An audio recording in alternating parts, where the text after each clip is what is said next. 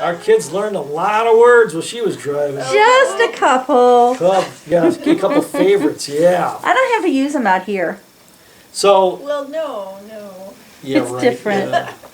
Thank goodness we don't, because there's no traffic. So dogs, that was just what they called Gentile people. And she comes back, she says, yes, it is, Lord. Even the dogs eat the crumbs that fall from their master's table.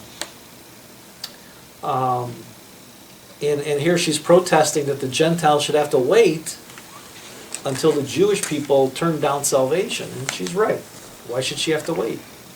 And then Jesus says to her, woman, you have great faith. Your request is granted. And her daughter was healed at that moment. Now, did she have her daughter with her or no? I don't believe so.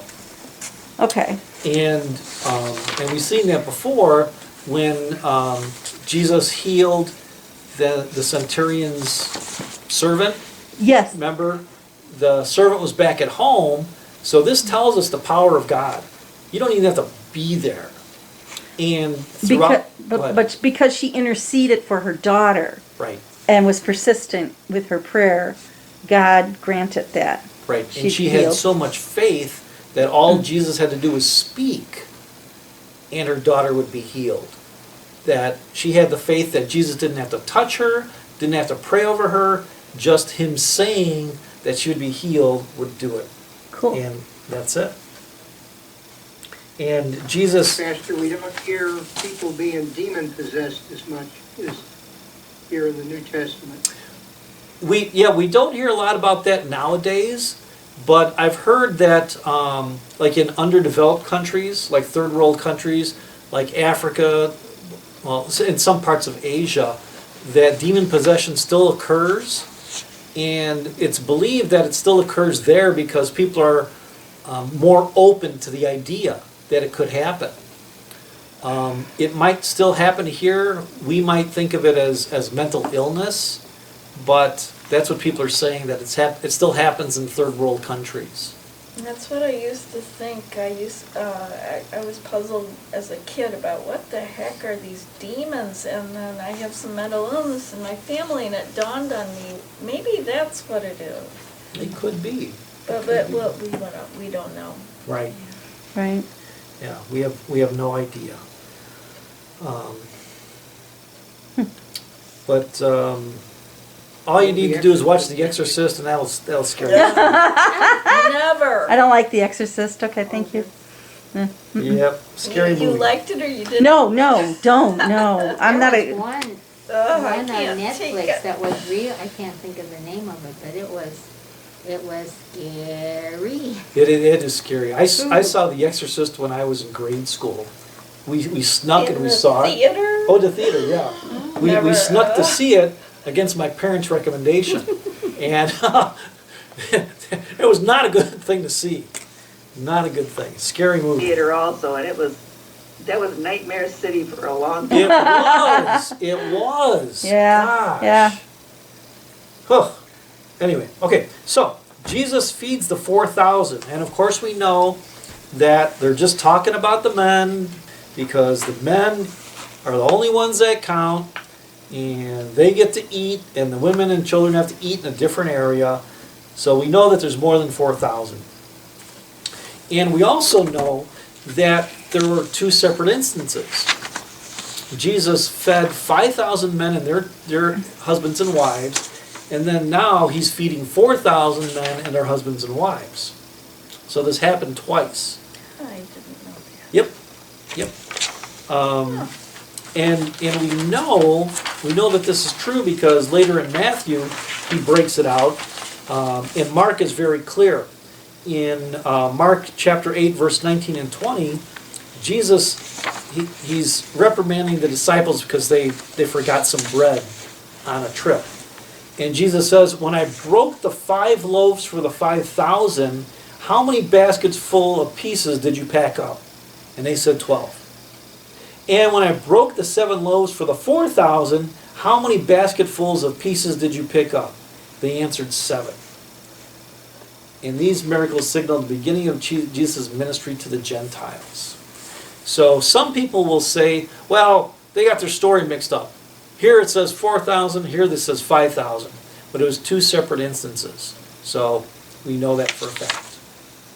Okay, go ahead. What verse is it that says that he started his ministry to the Gentiles? That's in Mark. Oh, that's in Mark. Yeah, but we know that's true. I was gonna ask you, is he still talking to just the Jewish people here with the 4,000? No, here he's on the Gentile side. So let's see here. Did I? By that town? Huh? Where's he at? Okay, so Matthew doesn't tell us, but Where? Mark chapter On the 7. Ministry of Jesus beyond Galilee, it shows it off to the right. Yep. In Mark chapter 7, verse 31 tells us that Jesus left the vicinity of Tyre up north and went through Sidon, down the Sea of Galilee, and into the region of the Decapolis. And the Decapolis is those 10 cities around the Sea of Galilee, and those are all Gentile towns. So we know that Jesus is with the Gentiles right now. Okay. And Gary was right, the supplement around the Sea of Galilee. Decapolis. Yep. And on that map, as Gary says, look to the area, the feeding of the multitudes. That's where this happened. Bethesda? Is that on the map? Does it say the feeding of the multitudes? Uh-huh. Okay, so just outside of Bethsaida. Bethsaida. Okay. Okay. So he's with the Gentiles now. So Mark, he doesn't give us as many details as Matthew does, but he's always right to the point. So he's very clear. Okay. How big of an area is that by miles? Do you find out, Gary? On your map, how big of an area Galilee, is? the Sea of Galilee is 21 miles north to south Oh, and maybe 10 or 12 east to west. oh, that's bigger than I thought. Okay. So it's a big area. They did a lot of walking. That's how they got around.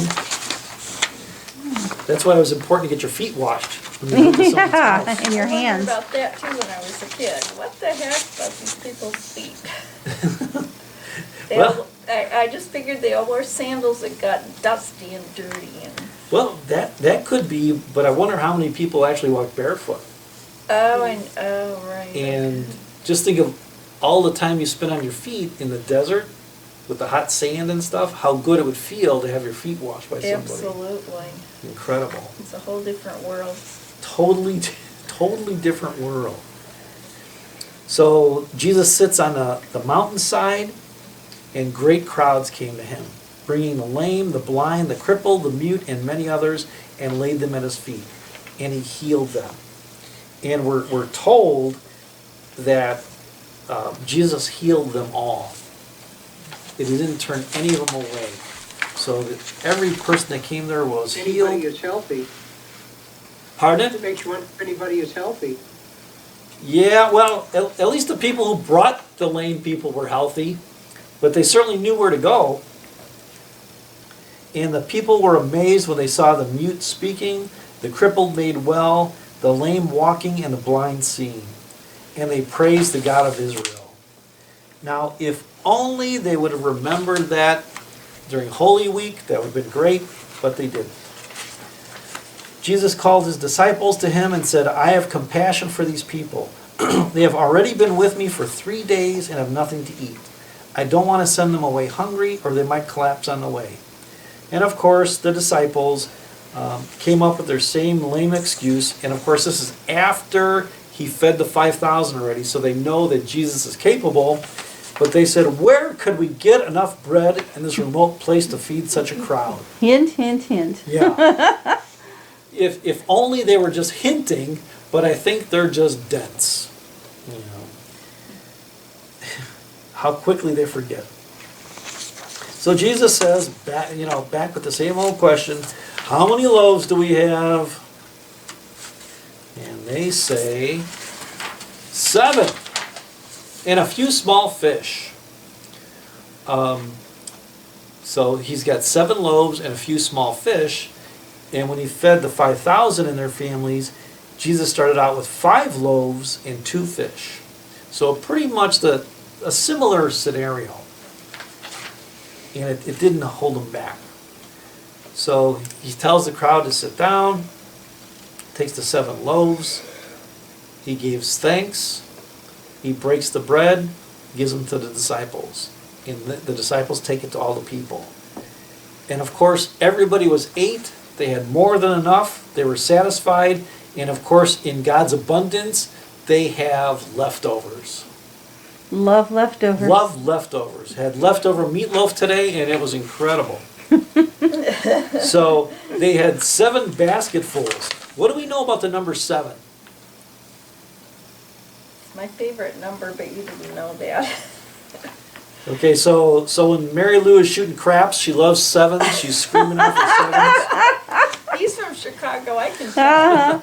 So what's the deal about the number 7?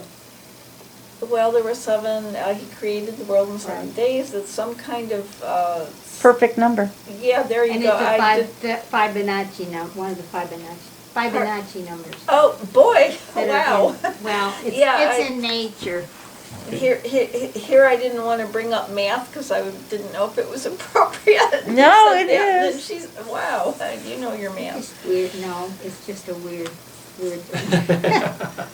So it's right. It's a perfect number, Mhm. and it's a number of completeness. Yes. So this tells us that these people were completely satisfied. God can completely take care of all of our needs, and we should never worry about how things are going to happen. And And you in ver- mentioned, Pastor, when they had this, the men ate by themselves and the women by themselves. Yep. It Yep. wasn't by family, Oh. men and men, women, women. Yeah, and that's how they traveled, that's how they ate, that's how they worshiped. Everything was divided. Neater. It's the And way the it- Swedes were still doing it in Bishop Hill. Yes, they were. That's right. They Yep, were. in that church. A lot of the churches, early on, they were divided down the middle. The women were on one side, the men on the other, so. Yeah. So I guess the traditions can still continue. And Wow. some men still ride in front and the women in back in the car. So No. never Where's- understood that. Where's that? Older couples. Older couples. When we were young. Yeah. That was funny. Oh, that is, yeah. Well, Yeah. because Wow, the man. women would talk Yeah, and the men would talk. So it kind of made sense. yeah. So. And the men would probably smoke their cigars up in the front, and women would smoke their cigarettes in the back. Oh my gosh. Am I lying? No. That's what they did. You're right. And God helped the child who had to be in that car, In the middle. in the middle. No window. The number of, we already talked about that, 4,000 men besides women and children. So at least 12, 15,000 people were fed again. And then after this, Jesus went to the vicinity of Magadan. They really don't know where this Magadan is. They think it could be on the map. I'm trying to find my foot. It's not there. No, it's not there. But I think I read somewhere else that it might have been one of those other names that has Eminem, M-A-L or something like that. Is it on the map? Oh, Magdala? Yeah, they said it, Magadan. Magdala? it could have been one of those areas, but they're not really sure. Mm. And if you ever, the New Testament was written in Greek, so Greek and Aramaic. So if you ever look at Greek, the words aren't in the same order as we are, and I can't imagine how they would translate from ancient Greek. So it's a tough job. Okay. Any big issues about chapter 15? Well, there's a lot of big issues in chapter 15, but anything that you guys saw that was interesting, or you have questions about chapter 15? Ministry was he? Half a year, 3 months? Pardon? How far into his ministry was he? 3 months, a year? Not long. Total ministry was 3 years, but I would say under a year so far. Be nice if we had a timeline. Yeah. Okay, homework, timeline. Homework, somebody find a timeline. Is the timeline still down in the basement No, area? No? I think Damien took it back home. Oh. So, we need to find a timeline, somebody. And whoever finds a timeline gets a gift. So, I'm not going to say what the gift is, but it'll be very important for 2021. So, As long as it's not a repeat of 2020, we're okay. well, that wouldn't be too nice. No, no. That wouldn't be nice at all. Okay, so that's, someone get a timeline, they get the gift. Chapter 16, the demand for a sign. So here, once again, we see the Jewish leaders are popping up again, the Pharisees and the Sadducees. There's a supplement that we have that explains who these two groups are, and also the Essenes. So take a look at that handout. And the commentaries mention how unique it was that the Pharisees and the Sadducees would be working together as they came to Jesus, because they were two different groups of people. The Pharisees were like the working class people, and they were excluded from being temple leaders, and the Sadducees were like the legal eagles. They were the ones who always kept to the law. So that supplement goes into a little bit more detail on how these two groups would never work together. But here, they're coming together to make sure that Jesus is persecuted and killed. Because they both know that if Jesus continues, that they're going to lose their power. So this is a big deal that these people are getting together.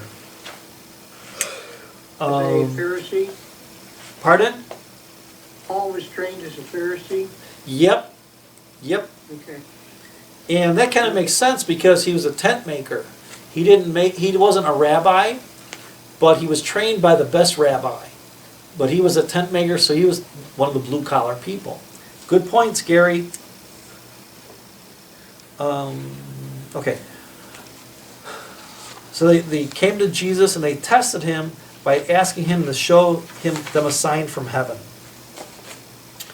And Jesus replied, "When evening comes, you say, it will be fair weather, for the sky is red, and in the morning, today it will be stormy because the sky is red and overcast." I always wondered where that saying came from. Red sky at night, Yeah. sailors delight. Yeah, That's where it This guy came moans. from. Sailors take warn. yeah. Yeah. So it's in the Bible. So Yeah. Amazing. it must be true. So, and what Jesus is saying is that the Jewish leaders, they know how to interpret things from the sky, they know how to interpret the weather, but they don't know things from heaven. So that's why they just don't get what he's saying. A wicked and adulterous nation looks for a sign. Like they haven't had enough signs so far of all Jesus' miracles and the healing he's done. They just don't want to know it. And the worst thing about it is, these are the Jewish leaders who know Torah, they know all the prophecies, and still they don't believe that Jesus is the Messiah. So they're looking for a sign. But none will be given to these people, none will be given to the Jewish leaders, except the sign of Jonah. What is Jesus talking about? What's the sign of Jonah, you guys think? Or the fish? The fish, the great fish. And what happened to Jonah? Well, he got swallowed up by the great fish. Okay. And then spit out in, starts with an N. Nineveh. Nineveh, thank you. Okay. And God asked him to go and warn the people of Nineveh to change their ways. Mm-hmm. But he didn't want to go. Oh my gosh, he fought it every time. Love that book. Yeah. How long was Jonah in the big fish? 3 days. Well, according to your notes, 3 days. Oh, that's supposed to look at the notes. 3 days and 3 nights. So. Oh, So. Easter. From Good Friday to Easter Sunday. Right. So Jonah was in the belly of the fish for 3 days and 3 nights. And then He got spit out. Spit out. vomited out. Oh, vomited. Vomited out. Ugh. You just love that part. Vomited out. He So, died? pardon? Do you think he died in the fish? No, No. no. He was alive for 3 days. He was alive. So, you guys remember when we were studying the book of Jonah Mm-hmm. here? And all of a sudden, I think it was a week later, a true story came out where a guy was swallowed by a fish Yes, that was last year. and he Oh my lived. Gosh. Yeah, Yes. yeah, it was a true story. Weird. So, next big question. Was it a whale or was it a great fish? Our at-home Why audience. does it matter? No. What was it? I said, I don't think we'll ever know. Oh, I think it was a great fish because there were no whales in that part of the world. Right, they didn't know anything Right. about whales. And the whole way we got the Sunday school story that it was a whale is because it came from the King James Version. And King James was written by English, and they knew all about whales because they Yes. went whaling. There's no Jewish word for whale. No, I don't think there's anything in that area that. No, nothing It'd even have to close. be Nothing some even kind close. of Maybe So, like a big carp or something. yeah, A giant carp. Ugh. Yeah. Well, he could live in the belly of the fish. The carp picks up so much junk. right, and they've got big ribs. They're huge, ugly Yeah, there's some fish. huge ones. Yeah. And when that mouth opens up, ugly, ugly. I digress. Smoked carp is delicious. If it comes from a clean river, Yes. it really is Oh, yeah. incredible. Yes. No, please don't. It No, it is. is from a, but it has to be clean Yes. water. If it's out of dirty water, it's awful. Well, Yeah. he is what he eats. That's right. Yeah, yeah. I've never even heard of it. Does it taste quite different from smoked salmon? Tastes like ham. Oh, ham. Yeah, Huh. tastes like ham. It's a real dense meat. Anyway, okay, so, sign of Jonah, so Jesus is saying, when I come back from 3 days in the ground, that's gonna be your sign. And that would make it obvious. So then Jesus left them and went away. I'm sure they were scratching their heads. Probably. Mm-hmm. So, remember what I said a couple, okay,